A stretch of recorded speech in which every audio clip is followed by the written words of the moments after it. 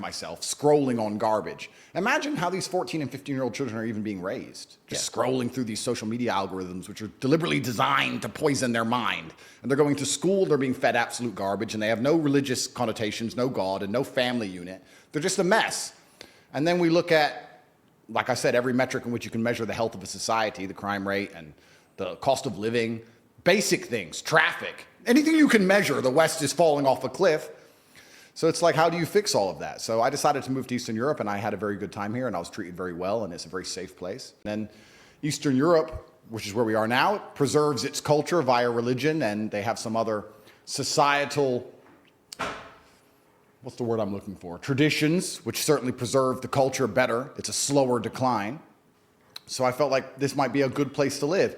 Unfortunately, I think in the 7 years I've been here, Eastern Europe is catching up with the West, and I feel like it's going to go down the same hole.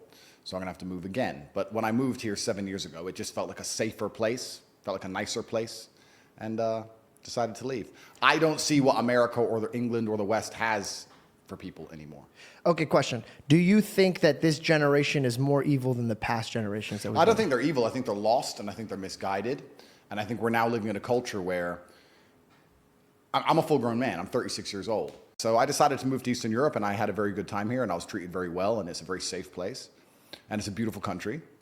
I've been through some recently things changed a bit. I think most you people get know out of your about that. house. Yeah. That's exciting. Well, I'm allowed out my house. Yeah, that's nice. Well, if you don't mind me asking, what's the first thing you did when you got out of your house? My first day off of house arrest, I stayed in the house.